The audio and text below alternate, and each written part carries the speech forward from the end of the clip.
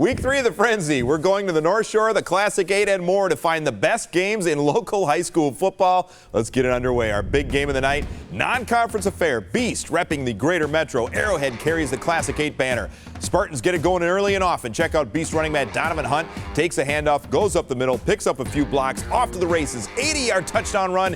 East up 7-zip. Later in the first half, Spartans threatening again. Quarterback Sam McGath fumbles the snap, but it is Hunt again. Picks up the loose ball, walks in for 6. The Brookfield East Spartans knock off the Warhawks of Arrowhead 24-21.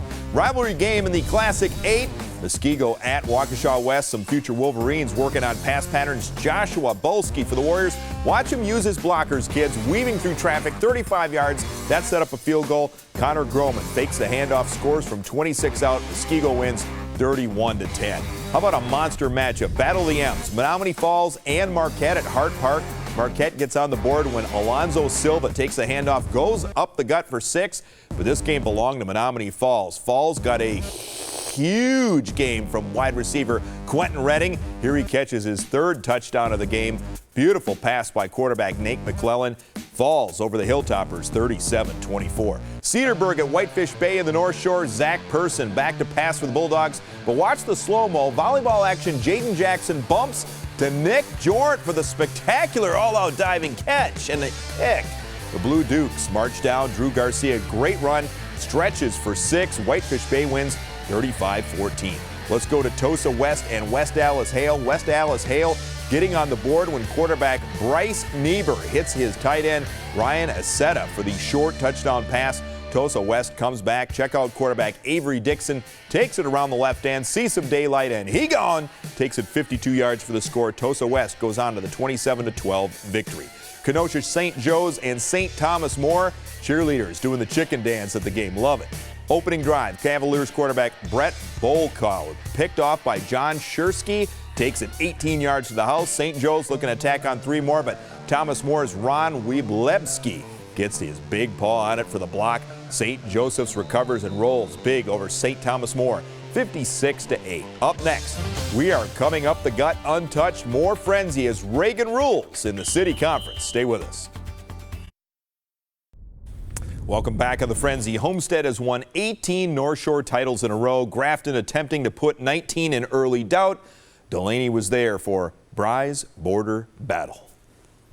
Headed into week 3 of high school football, there are still 4 teams undefeated in the North Shore Conference, and 2 of them go toe-to-toe tonight. Grafton at Homestead. Let's get to the highlights. And here's how you know it's going to be a good one, folks. The Blackhawks open up with this deep throw to #1 in your program and #1 in your hearts, Mr. Dominic Violent.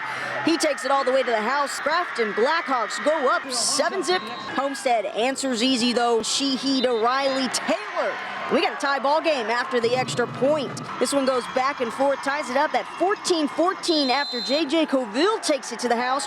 But on Coville's second run, that's when things get interesting as the Highlanders take the lead, and they would not give it up. Check it out. Luke Connick going coast to coast, end zone to end zone, one side of the country to the next, and that gives the Highlanders the 28-14 lead. Not wanting to let this one get out of hand, though, Grafton answers. Joey Georgie, 200 pounds of butter as he slides through those tackles and takes it in for 6. 28-21 Homestead up at the half, and while things go back and forth all the way down to the wire, the Highlanders say this is our house and nobody's going home with a win except for us. He takes it to the house with a QB keeper, and Homestead goes on to win it 42-35. Delaney Bry, today's TMJ4. Great game. Thanks, Delaney. A little halftime tug-of-war action at the Brookfield Academy St. John's military game. Tight contest. Brookfield Academy getting on the board first. Jonathan Kim picked off. Goes untouched for a Blue Knights touchdown. Back comes St. John's quarterback Philip Austin. Uncorking a bomb. Wide receiver D.C. Jensen takes the top off the defense. Rumbles in. St. John's military wins a close one, 20-19. Big shout out to Union Grove for sending in these highlights. The Broncos hosting Waterford. Jack McCormick races in for the score. Waterford goes on to victory, 42-22. President's Day came early. The All-Presidents game with Reagan playing Obama at Pulaski High. Obama quarterback William Cleary has a tough time with the low snap, but keeps his composure, throws a deep ball, hauled in by Isaiah Hudson for the long gainer, but this one was all Reagan. Running back Conley O'Keefe taking one up the gut, scampers from 20 yards out. Reagan wins easily, 38-0. New Berlin Eisenhower hosting Greendale. Greendale takes the lead when Sam Summerfield takes the direct snap, scores his second TD of the game. Lions come back. Quarterback Gabe Seifert of the keeper cuts back inside. He's gone for the touchdown. Ike up 14-13. Then Eli Capper with the capper on the night takes the pitch and goes 48 yards to pay dirt. Eisenhower wins this one 21-13. Mukwonago and Catholic Memorial. The Indians stayed close early on in the first half, but the Crusaders, a little trickeration.